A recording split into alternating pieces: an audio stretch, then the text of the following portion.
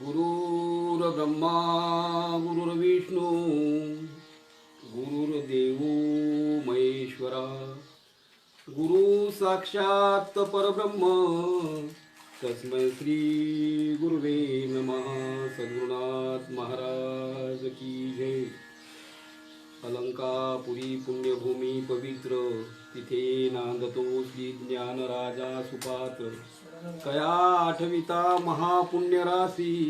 नमस्कार माझा श्री सद्गुरु माऊली ज्ञानेश्वरासी माऊली ज्ञानेश्वर महाराज की जय।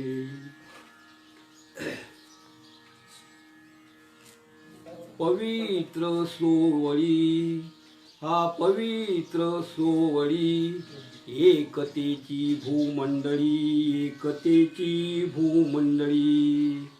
ज्यांचा आवडता देव ज्यांचा आवडता देव अखंडित प्रेम भाव अखंडित प्रेम भाव। तीच भाग्यवंते हा तीच भाग्यवंते सरती धन वित्ते सरती धन वित्ते। ज्यांचा आवडता देव ज्यांचा आवडता देव अखंडित प्रेम भाव अखंडित प्रेम भाव। तुका म्हणे देवा हा तुका म्हणे देवा त्यांची केली पावे सेवा त्यांची केली पावे सेवा। ज्यांचा आवडता देव ज्यांचा आवडता देव अखंडित प्रेम भाव अखंडित प्रेम भाव। वक्रतुंड महाकाय सूर्यकोटी समप्रभ निर्विघ्नं कुरु मे देव सर्वकार्येषु सर्वदा। मनोजवं मारुततुल्यवेगं जितेन्द्रियं बुद्धिमतां वरिष्ठं वातात्मज वानरयूथमुख्यं श्रीरामदूतं शरणं प्रपद्ये। महायोगपीठे तटे भीमरथ्या वरं पुण्डरीकाय धातु मुनीन्द्रे समागत्य तिष्ठन्तमानन्दकन्दं परब्रह्मलिंगं भजे पांडुरंगं। जयांचे केलिया स्मरण होय सकळ विद्येचे अधिकरण। तेची बंधू श्री चरण सद्गुरूचे आता ते नमस्कारुनी आता। पवित्र सोवळी एकतेची भूमंडळी ज्यांचा आवडता देव अखंडित प्रेम भाव। प्रभुप्रिय सज्जन भाविक भक्त तथा भक्तिमती माता भगिनी प्रस्तुत प्राप्त प्रसंगी प्राप्त स्थळी आपल्या मायबापांच्या सेवेकरता प्रवचन रूपी सेवेकरता जो अभंग निवडलेला आहे हा अभंग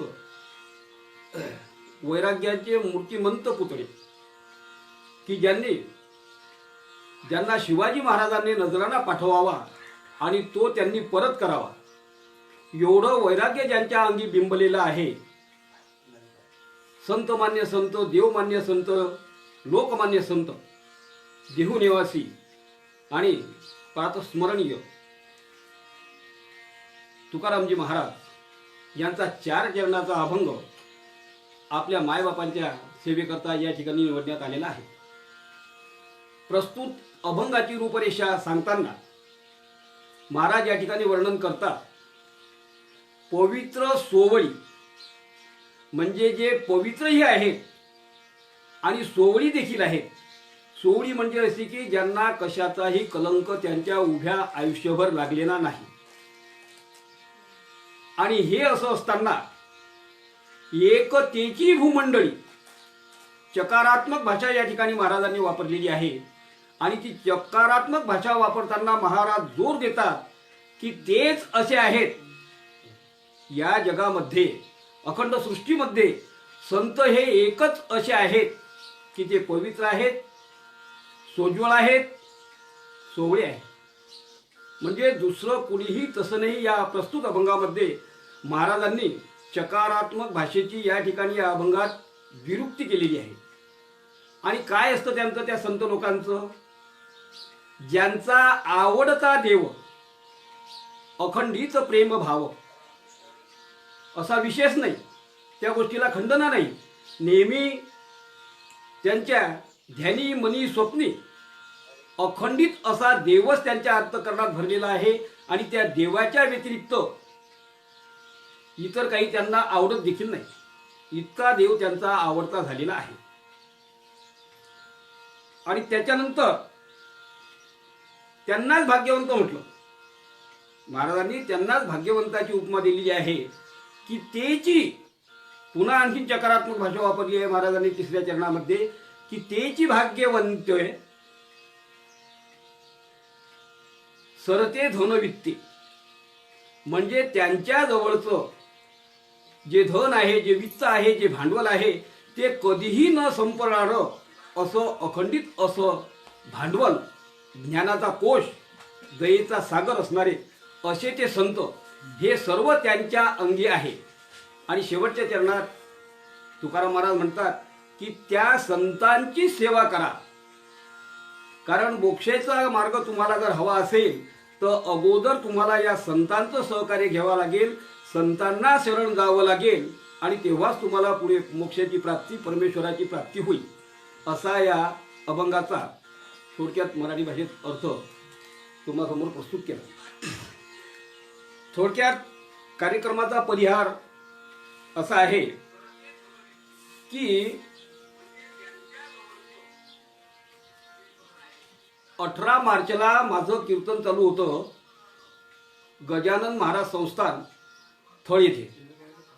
कीर्तनाला सुरुवात झाली, कीर्तन चाललं, रंगात आलं, आणि अचानक धामणगाव बडीहून PSIची गाडी आली. गाडी आली, मोठं पटांगण आहे त्या ठिकाणी संस्थांचं, त्या पटांगणात गाडी उभी राहिली. माझा कार्यक्रम सरळ चालू, मी कार्यक्रम बंद केला नाही. मग त्यांनी त्यातल्याच 1-2 कार्यकर्त्यांना बोलावलं.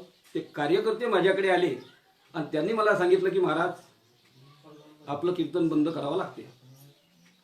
मग आता कीर्तन बंद करावं लागते. मी त्यांना सांगितलं, बा साहेबांना सांगा की माझा जो हा विषय सुरू आहे, फक्त 5 मिनिटाचा अवधी मला पाहिजे. 5 मिनिटात हा विषय मी कंप्लीट करतो. कीर्तन तर काही पूर्ण होत नाही 5 मिनिटात, पण चालू जो विषय आहे तो पुरा सोडता येत नाही, म्हणून मी 5 मिनिटात माझी सेवा थांबवतो. आणि त्यानुसार मी 5 मिनिटातच आपली सेवा आटोपली. आणि त्यावेळेपासून या कोरोना महामारीमुळे या आपल्या नामस्मरणावर, कीर्तन, प्रवचन, कथा वगैरे, म्हणजे या वर्षी तर मी तुम्हाला असं सांगून जाईल की बऱ्याच गावात कार्यकर्त्यांचा, म्हणजे जो एकूण कार्यक्रमाला खर्च येतो त्यातील 20 ते 25% खर्च होऊन गेलेला होता. आणि तरीही ते कार्यक्रम नाइलाजानं त्यांना रद्द करावे लागले कोरोना महामारीमुळे. असं हे भयानक असं संकट आलेलं आहे. आणि जरी हा विषय बंद पडला, का मंदिरं बंद झाली, कुठे कीर्तन नाही, कुठे कथा नाही, कोणत्याच प्रकारचं नामस्मरण नाही, म्हणून मग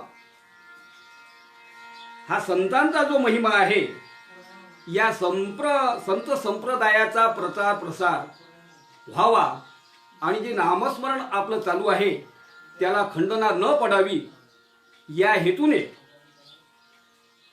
महाराष्ट्र वारकरी परिषद यांचे संस्थापक आदरणीय पूजनीय हरिभक्तपरायण विठ्ठलबुवा शेळके यांनी या फेसबुक पेजची निर्मिती करून, आणि या लॉकडाऊनमध्ये सुद्धा काही ना काही नामस्मरण जनतेच्या कानावर पडावं आणि त्यातून काहीतरी बोध देखील त्यांना घेता यावा, याकरता या फेसबुकची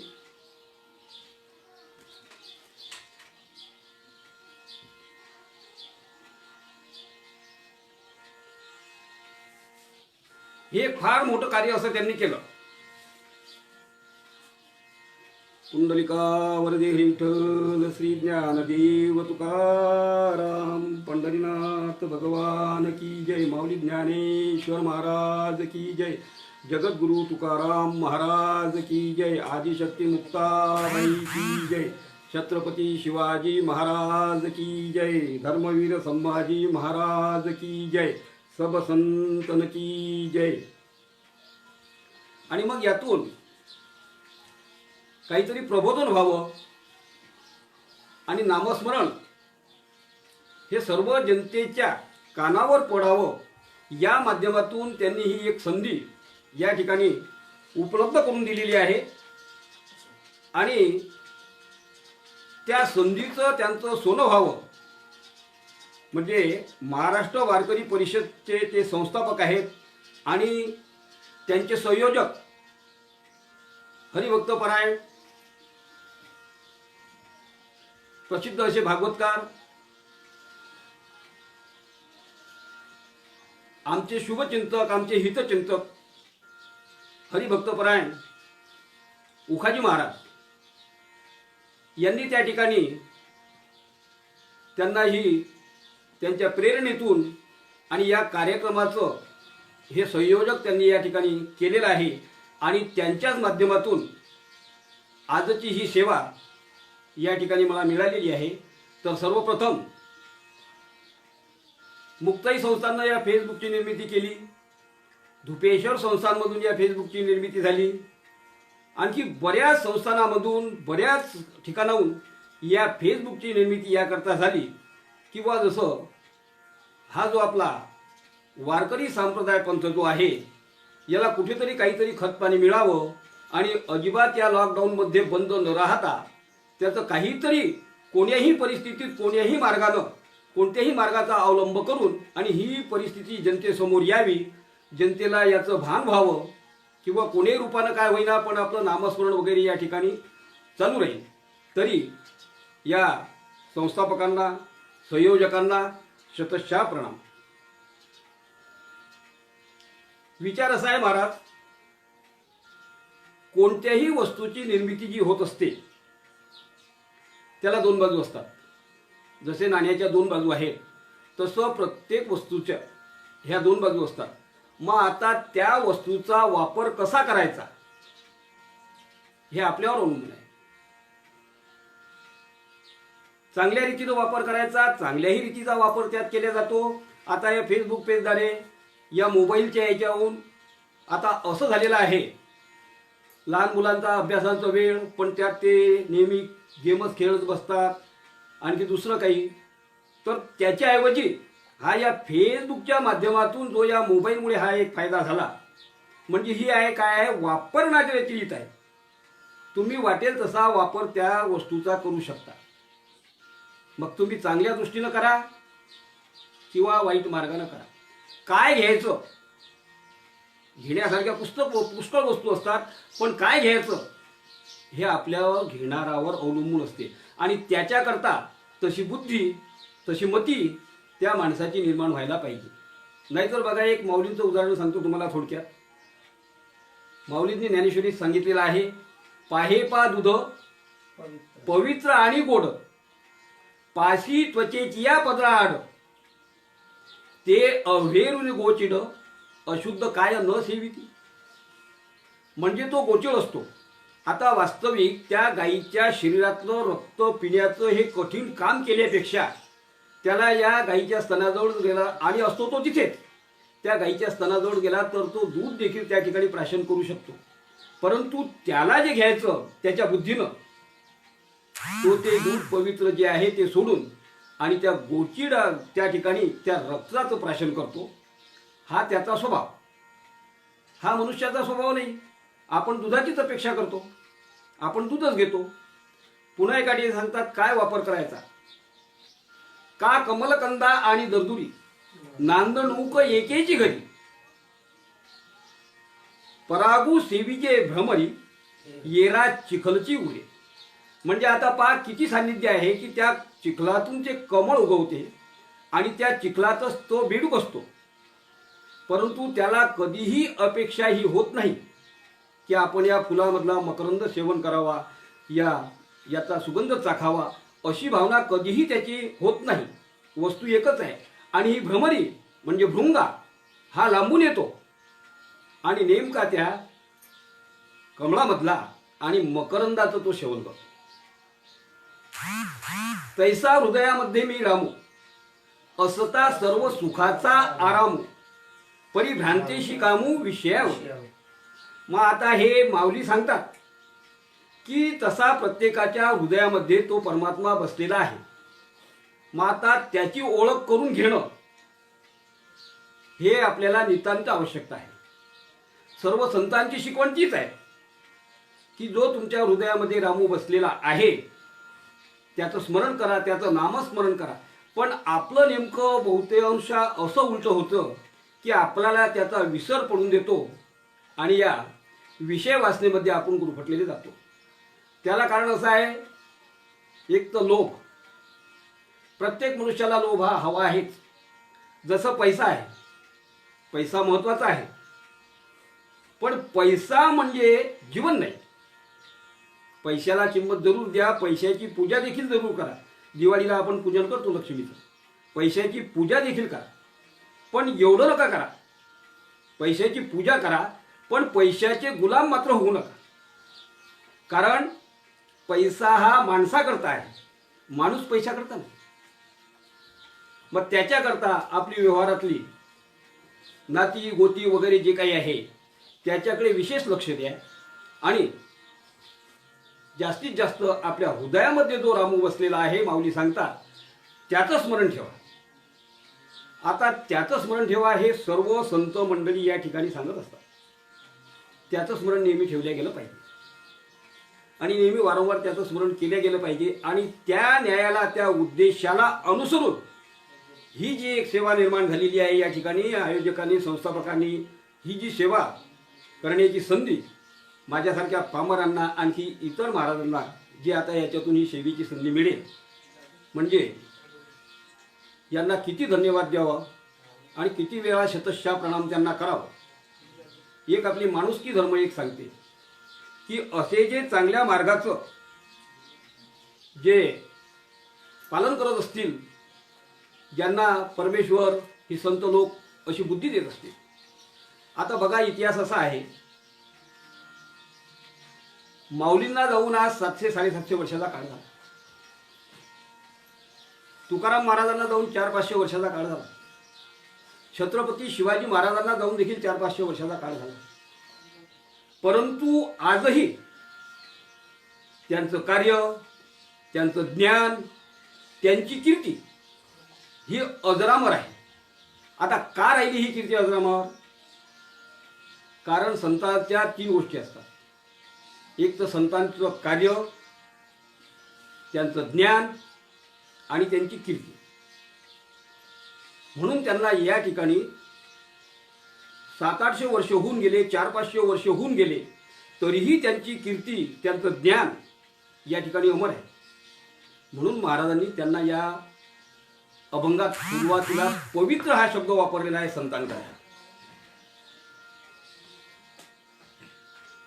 सर्वच वस्तू पवित्र आणि अपवित्र याचा जर सारासार विचार केला तर काही काही गोष्टी जिवंत असताना पवित्र असतात, मेल्यानंतर अपवित्र होतात. काही काही व्यक्ती, काही काही गोष्टी अशा सांगता येतील की जे जिवंतपणही अपवित्रच असतात आणि मेल्यानंतरही अपवित्रच असतात. काही गोष्टी हयात असताना, जिवंत असताना अपवित्र असतात आणि मेल्यानंतर मात्र पवित्र असतात. पण एक भाग असा आहे त्यातला की ही संतांची मांदियाळी जी आहे, संतांचं कार्य, ज्ञान, कीर्ती, म्हणजे प्रामुख्याने संत जिवंतपणेही, हयात असतानाही पवित्र आहेत आणि मरणोत्तर देखील पवित्र राहतात. उदाहरणाखातर तुम्हाला सांगून जाईल मी. गाय आपल्या सर्वांच्या परिचित. गाईला आपण पवित्र मानतो. का मानतो पवित्र? आपल्या घरात कोणताही काही विधी असला, काही असला, कार्यक्रम असला तर समजा एखादी पूजा आहे, वास्तुशांती आहे, तर गाईच्या गोमूत्रानं अगोदर आपण ती जागा सर्व स्वच्छ करून घेतो, म्हणजे पवित्र करून घेतो. गाईच्या शेणानं ती जागा आपण सारून घेतो, म्हणजे गाय जिवंत असताना पवित्र आहे. मेल्यानंतर मात्र तिच्या शरीराची दुर्गंधी सुटते, म्हणून तिला अपवित्र असा दर्जा दिला जातो आणि मेल्यानंतर आपण तिला बाहेर टाकून देतो. काही काही जिवंतपणीही अपवित्र आणि मेल्यानंतरही अपवित्र. उदाहरणार्थ कावळा. जिवंत असतानाही त्याचा काही आपल्याला उपयोग आहे का? म्हणजे अपवित्रच आहे आणि मेल्यानंतरही अपवित्र आहे. तिसरा विषय मी सांगितला की काही काही जिवंत असताना अपवित्र असतात, मेल्यानंतर मात्र ते पवित्र होतात. जसं वाघ आहे. वाघाला अपवित्र का म्हटलं जिवंत असताना? कारण तो मांस भक्षण करतो. तो मांस भक्षण करतो म्हणून त्याला जिवंतपणी अपवित्र म्हटलं गेलं. बाकी मेल्यानंतर वाघाची चामडी जी आहे, बऱ्याच संत म्हणताना ते चांगलं पाहिजे, त्याच्यावर बसून पूजापाठ केला जातो, त्याच्यावर बसून निरनिराळ्या कथांचं वाचन केलं जातं. असं ते महाराज लोकांना, संत लोकांना उपयोगी पडतं, म्हणून ते मेल्यानंतर पवित्र होतं. म्हणजे जिवंत असताना पवित्र, मेल्यावर अपवित्र. जिवंत असतानाही अपवित्र, मेल्यानंतरही अपवित्र. तो कावळा. प्रथम चरणात गाय आणि वाघ, की जो जिवंतपणे अपवित्र जरी असला तरी मेल्यानंतर मात्र तो पवित्र होतो. कारण चांगल्या कार्यासाठी वारकरी संप्रदायामध्ये त्याच्या कातडीचा उपयोग केला जातो, म्हणून तो मेल्यानंतर पवित्र होतो. मात्र संत असे आहेत की जिवंतपणी असताना ते पवित्र तर आहेतच, कारण संत चरण रज लागता सहज वासनेचे बीज जळून झाले. इतकी पवित्रता जिवंत असताना त्यांच्या अंगी आहे आणि मेल्यानंतरही त्यांचं कार्य, त्यांचं ज्ञान, त्यांची कीर्ती. आज 700-800 वर्षापूर्वीचा इतिहास बघा. अजूनही आपण ज्ञानेश्वरीचं पारायण करतो. ज्ञानेश्वरी म्हणजे एक तो गीतेवरील 9,000 ओव्यांचा अलंकारच माऊलींनी आपल्याला या ठिकाणी निर्माण करून दिलेला आहे. तर ही त्यांची कीर्ती आहे. मरावे परी कीर्ती उपयोगावे. मग आता हे संत मंडळी गेल्यानंतर हिंदवी स्वराज्याचे संस्थापक छत्रपती शिवाजी महाराज 400-500 वर्षाचा काळ लुटून गेला. अजूनही आपण शिवजयंती साजरी करतो. छत्रपती शिवाजी महाराज की जय असा नारा लावतो. धर्मवीर संभाजी आहे. यांनी त्या स्वराज्यासाठी आपलं हिंदवी स्वराज्य स्थापन करण्याकरता आपल्या जीवाचं बलिदान केलं. त्यांची कीर्ती अजूनही मागे आहे. म्हणजे जिवंत असतानाही पवित्र आणि मरणोत्तर देखील पवित्र. मग ही माणसं, ही संत मंडळी एवढी जर आहे समजा की 700-800 वर्षापर्यंत त्यांची कीर्ती अजूनही आहे, मग आपण मनुष्य हा मानव देह आपल्याला जो मिळालेला आहे, या मानव देहाचं कल्याण करण्याकरता आपली किमान कमीत कमी अशी तरी भावना व्हायला पाहिजे की हे परमेश्वरा, मी मेल्यानंतर कमीत कमी 5 वर्ष तरी माझं नाव मागे राहिलं पाहिजे. मग त्याच्याकरता तसं कार्य करावं लागेल. वारकरी संप्रदायामध्ये यावं लागेल. त्या संप्रदायाचे मूलभूत तत्व जे आहेत सर्वचे सर्व त्यांचा स्वीकार करावा लागेल आणि त्या न्यायानं नामस्मरण, अखंड चिंतन विठोबाचे चिंतन करावं लागणं, परोपकार याच्यासारख्या गोष्टी कराव्या लागतील. परिस्थितीमुळे आपल्याच्यानं नसेल तीर्थयात्रेला जावं, तरीही पण आपल्या गावातले मंदिर आहेत, आपल्या गावात भागवत कथा होते, कीर्तनं असतात, हरिपाठ वगैरे सारख्या गोष्टीमध्ये जाऊन हिरिरीने भाग घेतला पाहिजे. म्हणजे मेल्यानंतर कमीत कमी 2-4-5 वर्ष तरी त्या माणसाची कीर्ती मागे राहायला पाहिजे. संतांची जशी अमरत्वच त्यांना प्राप्त झालेलं असतं. आता काही काही ठिकाणी असा भाग येतो की बा देवश्रेष्ठ का संत श्रेष्ठ. आता यात असं आहे की काही काही ठिकाणी या संतांनीच प्रत्यक्ष भगवंताने संतांना धन्यता दिलेली आहे, संत श्रेष्ठ म्हटलेले आहे. आणि वस्तुस्थिती आहे देखील तशी. आता आपण ना माऊलींची ओळी व्हायची की तैसा हृदयामध्ये मी राम, म्हणजे प्रत्यक्ष परमात्मा रामप्रभू भगवान. मग आता प्रभू रामचंद्राचं वर्णन केल्यानंतर कोणते कोणते गुण होते त्यांच्या अंगी? 3 प्रकारच्या शक्त्या त्यांच्या अंगात सांगितल्या: कर्तुम, अकर्तुम आणि अन्यथा कर्तुम.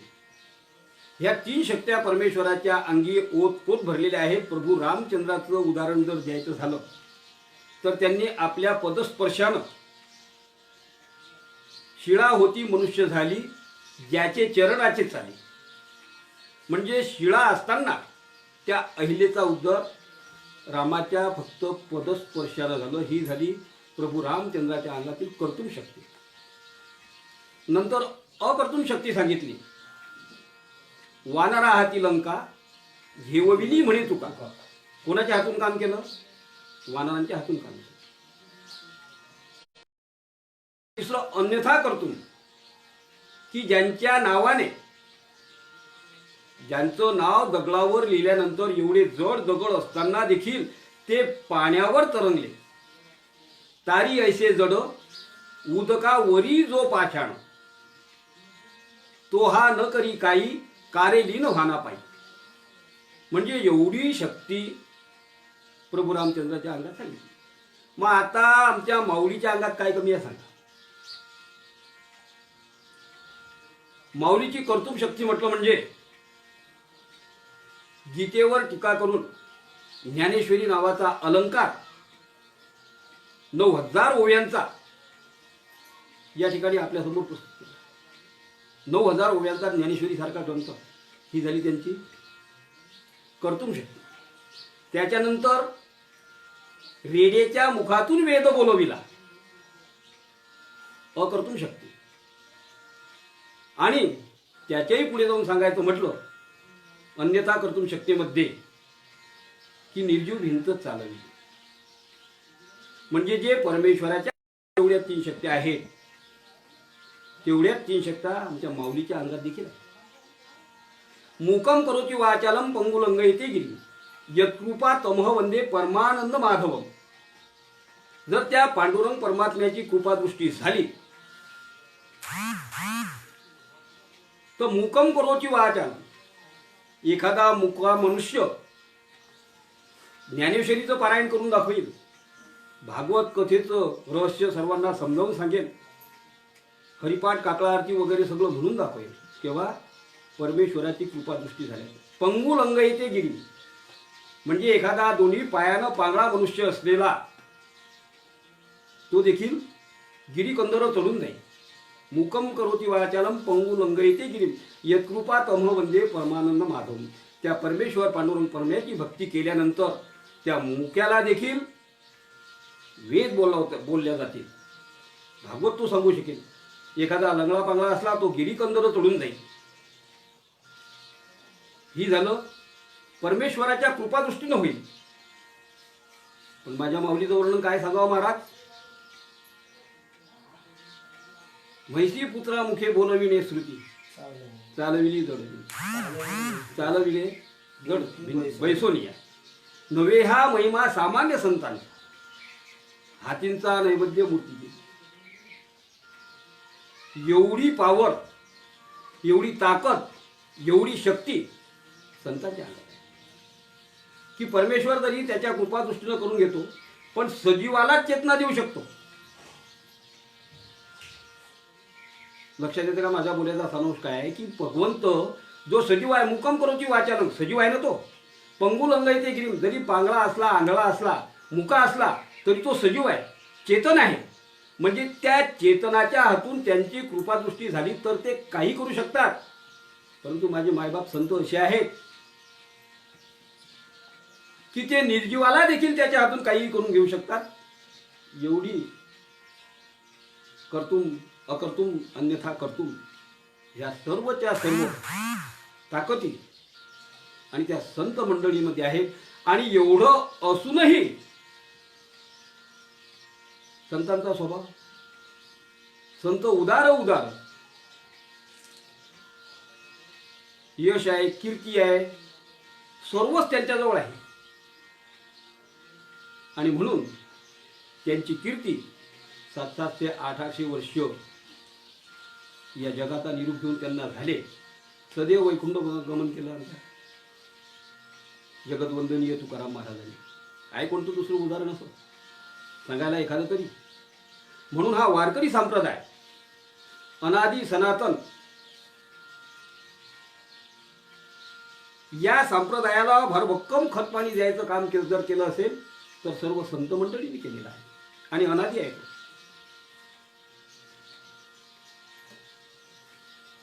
आमच्या माऊलींनी ज्ञानदेवे रचिला पाया, तुका झालासे कळस, उभारिली देवाला. म्हणजे माऊलींनी या गोष्टीला सुरुवात केली, खत पाणी दिलं आणि या वारकरी संप्रदायाकरता आपलं सर्व शरीर त्यांनी या ठिकाणी झिजवलं संत मंडळींनी. आणि म्हणून महाराज या अभंगाच्या प्रथम चरणात सांगतात की पवित्र सोय एकतेची भूमंडळी. चकारात्मक शब्द वापरून सांगतात की तेच आहे, त्यांच्या व्यतिरिक्त दुसरं कोणी नाही. पवित्र, सोवळ, निष्कलंकित असं जर म्हटलं तर फक्त एक संत आहे. किती उदाहरण आहे त्यांच्या अंगी. कबीर महाराजांचं उदाहरण सांगून जाईल तुम्हाला. कबीर महाराजांची परिस्थिती हालाकीची. 5 वारकरी फक्त कबीर महाराजांच्या घरी आलेले आहेत. वेळ संध्याकाळची आहे, पाऊस धोधो चालू आहे. आणि तशा वेळी ते वारकरी आल्यानंतर कबीर महाराजांच्या घरी आलेले आहेत आणि कबीर महाराजांना सांगतात, आता बा एवढा पाऊस चालू आहे, एवढी काळोखी राहतं, आम्ही आता कुठं जायचं, तर आता आम्ही तुमच्या घरी मुक्काम करणार. साधू संत येती घरा तोची दिवाळी जसा, या न्यायाला अनुसरून कबीर महाराजांनी त्यांचं स्वागत केलं. हातपाय धुवायला पाणी वगैरे काय असेल त्यांचं स्वागत केलं त्या ठिकाणी आणि घरात त्यांना बसवलं. पत्नीला विचारतात घरात काही व्यवस्था आहे की नाही. पत्नीनं सर्व उत्तर द्यावं, आजची आपली देखील व्यवस्था नाही भोजनाची. मग काय करावं. तसेच कबीर महाराज घराच्या बाहेर निघाले, वाणीदादाच्या दुकानावर गेले. त्यांना सांगितलं की मग माझ्याकडे पैसा नाही, अटका नाही, पण 5 वारकरी माझ्या घरी आलेले आहेत आणि ते उपाशी जाणं माझ्या बुद्धीला तरी पटत नाही. ते उपाशी जायलाच नको. काही करून मला एवढा माल तुम्ही उधार द्या. 5 माणसांचं जेवण पुरेसं होईल एवढा वाटतं. का हो तुमच्याकडे काही धन वगैरे पैसा अडका काहीच नाही म्हणता. मग तुम्हाला द्यायचं कोण्या बेसवर आम्ही उधार. कबीर महाराज त्या ठिकाणी विनवणी करायला लागले, हो तुमचे पैसे मी आणून देईल, 2-4-8 दिवसात तुमच्या पैशांची व्यवस्था मी करून देईल. पण वाणीदादा नकार देतात. शेवटी वाणीदादा प्रश्न करतो कबीराला की महाराज तुम्हाला मी सामान देईन, पण आजची रात्र तुमच्या पत्नीला तुम्हाला माझ्याकडे पाठवावं लागेल.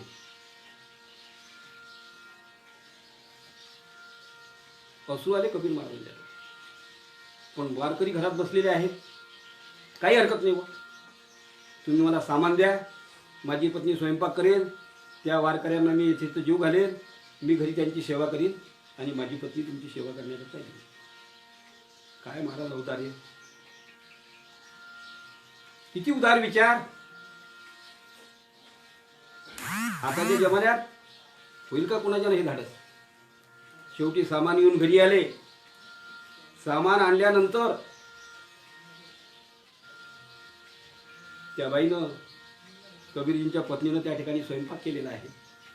स्वयंपाक करून त्या वारकऱ्यांना त्या ठिकाणी जेवू घातलेला आहे. आणि मग कबीर महाराज आले आपल्या पत्नीकडे. विचार करायला लागले. पत्नी विचारते, अहो आता वारकऱ्यांचं जेवण झालं, सर्व झालं, तुम्ही देखील जेवण करून घ्या, आता कशाला वेळ गमावता. हो म्हणे, ठीक आहे तुझं म्हणणं, पण म्हणे आपल्या घरी हे वारकरी आले, आपल्याजवळ तर काहीच व्यवस्था नव्हती, तर म्हणे मी वाणी दादाजवळून सामान जे उधार आणलं म्हणे ते त्यानं मला पैसे रूपात नाही दिलं म्हणे उधार. म्हणे मग काय पाहिजे त्याला, त्याची इच्छा एकच आहे म्हणे, मी तुम्हाला सामान देतो पण तुमच्या पत्नीला आजची रात्र माझ्याकडे पाठवावी. ओ म्हणे त्यात काय एवढं, चला मी तयार आहे. कबीराची पत्नी म्हणते, महाराज ओ म्हणे त्यात काय एवढं, मग चला मी तयार आहे. बाहेर धोधो पाऊस सुरू होता, चिखल होता. कबीरानं आपल्या पत्नीला खांद्यावर घेतलं. आता वाणीदादा तर आतून झालेले होते. माहिती होतं की कबीर महाराजांनी आपल्याला वचन दिलं त्याप्रमाणे तो त्यांच्या पत्नीला पाठवणार म्हणजे पाठवणार, ही पक्की खात्री त्याला होती. आणि त्या ठरल्याप्रमाणे कबीर महाराजांनी आपल्या पत्नीला स्वतःच्या खांद्यावर घेतलेला आहे आणि त्या चिखलातून त्या ठिकाणी वाण्याच्या दुकानापर्यंत आणून त्या ठिकाणी सोडलेला आहे. बाई दरवाजाच्या बाहेर उभी राहिलेली आहे आणि आवाज देते, महाराज मी आले आहे. वाणी दादा म्हणतो, आलीसे ठीक केलं, बाहेरच पाण्याची बाटली भरलेली आहे, हातपाय धुऊ, बाहेर ते कपडे ठेवलेले आहेत, तू पाण्यातून आली भिजली असतील, कपडे वगैरे बदल आणि मग आत ये. बाई म्हणते, महाराज वाणी दादा मला कोणत्याच प्रकारची काही काळजी करण्याचं कारण नाही, मी ओली झालेली नाही, माझे पाय देखील भरलेले नाही. आणि असं म्हणून बाईनं आतमध्ये प्रवेश केला. त्यावेळी त्या वाणीदादांना पाहिलं, खरं बाईची एवढ्या चिखलाचं नाही पण पाय भरलेले नाही. म्हणे हे कसं? सरळ सांगलं. कबीर महाराजांच्या पत्नीनं सांगितलं की माझ्या पतींनी मला खांद्यावर इथपर्यंत आणून दिलं तुम्हाला त्रास होऊ नये म्हणून. आणि म्हणे मग तू भिजली कशी नाहीस? तर म्हणे शेष नागानं माझ्या डोक्यावर फणा धरला होता म्हणून म्हणजे मी भिजली देखील नाही. मग म्हणे शेषनाग कुठे आहे? जोडले हात बाईला. शेषनाग हजर झाले. शेषनागाला पाहता बरोबर वाणी दादाची मग आता वाटलं की आता काही धडकत नाही. त्याच ठिकाणी त्या बाईचे माऊलीचे पाय धरले वाणी दादानं आणि सुखरूप तिला तिच्या घरी पोहोचून झाले. कुणाचा एवढं उदाहरण हे करू शकतात फक्त संतच. सब कहते हैं पृथ्वी बड़ी, सब क्या कहते हैं? पृथ्वी बड़ी. अरे पृथ्वी काहे की बड़ी? वो तो शेष के माथे पर खड़ी. फिर कहते हैं शेष बड़ा. अरे शेष काहे का बड़ा? वो तो शंकर जी के गले में जाकर बड़ा. फिर बोले शंकर जी बड़ा. अरे शंकर जी काहे का बड़ा? रावण ने एक बाण में उसका कैलाश पर्वत उखाड़ा. फिर रावण बड़ा. अरे रावण काहे का बड़ा? उसको तो राम ने एक बाण में ही मार डाला. फिर राम बड़ा. अरे काहे का राम बड़ा? वो तो संत हनुमान दास के गले में हृदय में खड़ा. सांगायचं तात्पर्य हे की परमेश्वर नाही, परमात्मा नाही, कोणीच नाही. सर्वांमध्ये श्रेष्ठ आणि सर्वांमध्ये पवित्र, सोवळे, निष्कलंकित असे जर असतील तर फक्त संत म्हणजे एकच संत. आणि त्याचंच वर्णन माऊलींनी या ठिकाणी आपल्या तुकाराम महाराजांनी, जगद्गुरू तुकाराम महाराजांनी या ठिकाणी केलेलं आहे. संतपर प्रकरणातले 226 अभंग तुकाराम गाथ्यामध्ये आलेले आहेत. त्यात प्रकरण पडलेले आहेत. काही संतांचं वर्णन करणारे आहेत, काही अभंग संतांचा अधिकार सांगणारे आहेत. असे निरनिराळ्या प्रकारचे एकूण जर हे केलं तर संतपर प्रकरणातील तुकाराम गाथ्यामध्ये 226 अभंग आहेत. मग प्रतिज्ञा देखील आतापर्यंत कितीतरी प्रतिज्ञा आपण ऐकल्या आहेत. परमेश्वरानं प्रतिज्ञा केली. प्रतिज्ञा म्हटल्यानंतर सर्वात समोर जर आपल्या समोर जर व्यक्ती जर येत असेल तर भारतातील भीष्माचार्य. महाभारतातील भीष्माचार्य प्रतिज्ञा केली. आताच्या या कलियुगामध्ये वडील मुलाचं लग्न करतात, पण भीष्माचार्य एकमेव प्रतिज्ञा करणारी व्यक्ती की वडिलांचं लग्न भीष्माचार्यांनी केलं आणि सांगितलं की मी आयुष्य असेपर्यंत ब्रह्मचारी राहील, लग्न करणारच नाही. एवढी भीष्म प्रतिज्ञा म्हणजे हे वडिलांची एकनिष्ठ. इकडे सगळी जबाबदारी धृतराष्ट्र आंधळे असल्यामुळे हस्तिनापुराची रक्षणाची सर्व जबाबदारी कोणावर होती? भीष्माचार्यावर होती. इकडे गादीशी एकनिष्ठ, पांडव आपलेच आहेत, तरीही शेवटी प्रतिज्ञा केली की उद्या पृथ्वी निष्पांडवी करणार. आणि श्रीकृष्ण परमात्म्यानं प्रतिज्ञा केली होती की मी हातात शस्त्र धरणार नाही. मी हातात शस्त्र धरणार नाही ही परमेश्वराची प्रतिज्ञा. उद्या पुढची निष्पांडवी करणार ही भीष्माचार्याची प्रतिज्ञा. शेवटी श्रीकृष्ण परमात्म्याला हातामध्ये सुदर्शन चक्र घ्यावं लागलं. म्हणजे कशा करता? भक्ताची प्रतिज्ञा एक वेळ माझी प्रतिज्ञा मोडली तरी चालेल, परंतु भक्ताची प्रतिज्ञा मोडता कामा नये. भक्ताची प्रतिज्ञा ही पूर्ण झालीच पाहिजे. म्हणून श्रीकृष्णाला आपली जी प्रतिज्ञा होती की मी हातात शस्त्र धरणार नाही, पण शस्त्र त्या ठिकाणी रणांगणामध्ये धरावं लागलं. आणि भीष्माचार्यांना देखील आपली प्रतिज्ञा पूर्ण करायची होती. कारण दुर्योधनाला सांगितलं होतं की उद्या मी पृथ्वी निष्पांडवी करणार. श्रीकृष्ण पांडवांचा चेहरा. रात्री द्रौपदीला भीष्माचार्यांकडे पाठवलं आणि फक्त सांगितलं की म्हणे बांगड्यांचा आवाज करून भीष्माचार्यांना नमस्कार कर. बांगड्यांचा आवाज करून नमस्कार कर. द्रौपदी त्या ठिकाणी भीष्माचार्य झोपलेले असताना आणि द्रौपदी त्या ठिकाणी गेलेली आहे आणि भीष्माचार्यांना बांगड्यांचा आवाज करून साष्टांग दंडवत त्या ठिकाणी करते आहे. आणि भीष्माचार्य तिला आशीर्वाद देतात, अष्टपुत्र सौभाग्यवती भव. द्रौपदी प्रश्न विचारते, हा आशीर्वाद या जन्माकरता दिला आहे का पुढच्या जन्माकरता? द्रौपदी त्या ठिकाणी प्रश्न विचारते की हा आशीर्वाद कोणत्या जन्मातला, या जन्मातला का पुढच्या जन्मातला? उठून पाहतात तर द्रौपदी, तू नाही आली म्हणे या ठिकाणी, तुला आणलं कुणीतरी. तेव्हा श्रीकृष्णाला पाहिलं. तेव्हा भीष्माचार्य असून म्हणाले, अरे श्रीकृष्णा, तुझ्यासारखा परमात्मा आणि या पांडवांच्या पाठीशी असताना माझ्यासारखे भीष्माचार्य किती आले तरी ते काय करणार? दुसऱ्या दिवशी देह घरात ठेवला भीष्माचार्यांनी युद्ध करता करता. द्रौपदीचाही पण पुरा केला आणि मी पृथ्वी निष्पांडवी करणार म्हणजे तेही अशा ठिकाणी निघून गेले की ज्या ठिकाणी पांडव नाही. म्हणजे एवढं त्या संतान करता आणि परमात्म्याला करावं. मग आता काय आहे त्यांच्याकडे?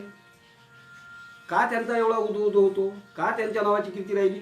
तर दुसऱ्या चरणात महाराज सांगतात, ज्यांचा आवडता देव अखंडित प्रेमभाव म्हणजे कधीही खंड न पावणारा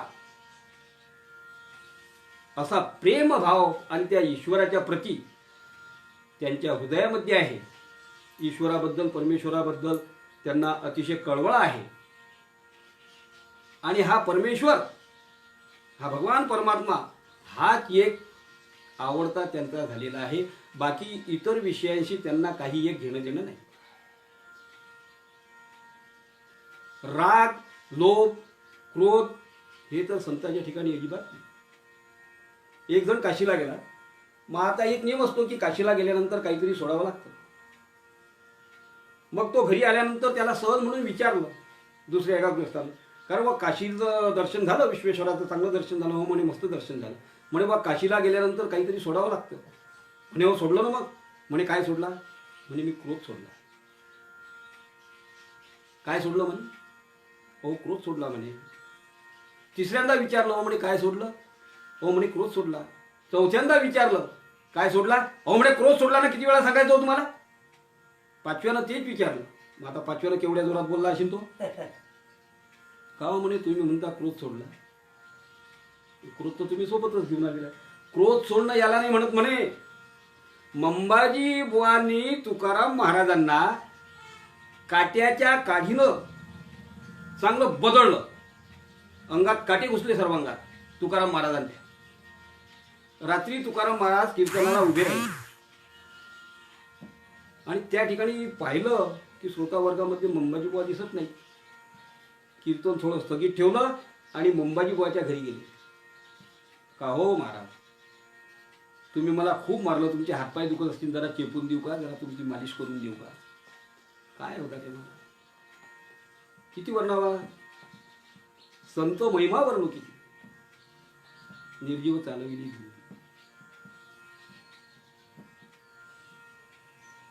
आणि या जगामध्ये त्याची भाग्यवंती चकारात्मक शब्द आलेला आहे या ठिकाणी देखील. तेच, दुसरं नाही कोणी, त्यांच्या व्यतिरिक्त दुसरं कोणी नाही, तेची भाग्यवंत. सरते धनवित्ते. धनवित्ते म्हणजे त्यांच्या जवळचे धन आहे, जे वित्त आहे, कोणतं आहे? त्यांचं ज्ञान, त्यांचं कार्य, त्यांची कीर्ती. हे असो अक्षय भांडार त्या ठिकाणी त्या संतांजवळ भरलेलं आहे की जे कधीही न संपणारं असं आहे. आणि म्हणून मग तुकाराम महाराज शेवटच्या चरणात सांगतो की तुका म्हणे देवा केली पावी त्यांची सेवा. त्या संतांच्या चरणी लीन व्हा. कारण आधी सांगून गेलो, संत चरण लागता सहज वासनेचे बिलज जळून येत आहे.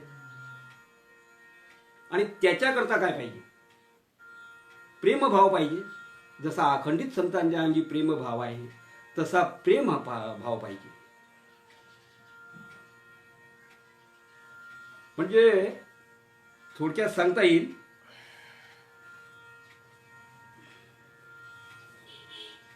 की संत चरित्र गहन आहे. परमेश्वरापेक्षाही जास्त त्यांना या ठिकाणी महत्त्व देण्यात आलेलं आहे.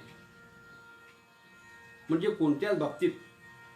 आणि शेवटचा एक पुरावा सांगतात की संत दर्शने हा लाभ पद्मनाभ जोडी याला. संतांचं दर्शन अगोदर घ्यावा लागेल, मग त्यावेळी तुम्हाला आता पद्मनाभ म्हणजे तो पांडुरंग परमात्मा प्रसन्न. त्याच्याकरता काय की आपली मानसिकता जी आहे ती बदलायला पाहिजे. नाही तर मग आता परिस्थिती अशी झालेली आहे कलियुगामध्ये की ज्या देशामध्ये पाणपोईवर ठेवलेला ग्लास हा साखरदानानं वेल्डिंग करून ठेवावा लागतो. कसा ठेवावा लागतो? साखरदानानं त्या ठिकाणी वेल्डिंग करून ठेवावा लागतो. कोणत्या मंदिरात वगैरे गेले तर त्या ठिकाणी बाहेर लिहावं लागते कृपया पादत्राणे बाहेर काढा. म्हणजे ह्या काही सांगायच्या गोष्टी आहेत काय? ही मानसिकता बदलण्याची गरज आहे. रेल्वेत जर तिकीट काढायला गेलं त्या खिडकीवर गेला लागते कृपया रांगेत उभे राहा. एखाद्या ऑफिसमध्ये जर गेलो तर त्या ठिकाणी प्रत्येक भिंतीवर लिहिले कृपया भिंतीवर थुंकू नका, आणि आपण नेमके त्या ठिकाणीच थुंकल्याशिवाय राहणार नाही. म्हणजे ही आपली मानसिकता आहे. मग अशा देशाचे कितीही मुख्यमंत्री, कितीही आमदार, कितीही खासदार बदलले काही उपयोग होईल? सर्वांची मानसिकता या ठिकाणी बदलायला पाहिजे, तेव्हाच काहीतरी बदल होईल. मानसिकता बदलण्याकरता एकच पर्याय सांगितला आहे की संत चरणी लीन व्हा. त्या संतांच्या चरणाचा आश्रय जर आपण घेतला तर मग वासनेचं बिल कोणतं काय, मग कोणतंच काही राहणार नाही. आणि आता मला सांगा, ही गोष्ट तुम्हाला आणखीन एक आवर्जून सांगावीशी वाटते की तुम्ही बऱ्याच दौंड्या ऐकल्या असतील. तुमच्या घराच्या बाहेर अंगणात तुम्ही ऐकलं असेल, घ्या रे गंगाफळ, घ्या रे मिरची, घ्या रे वांगे. नवे नवे आता या लॉकडाऊनच्या काळामध्ये तर कपड्या लत्तेवाली घरोघरी फिरून राहिले. त्यांनाही आवाज द्यावा.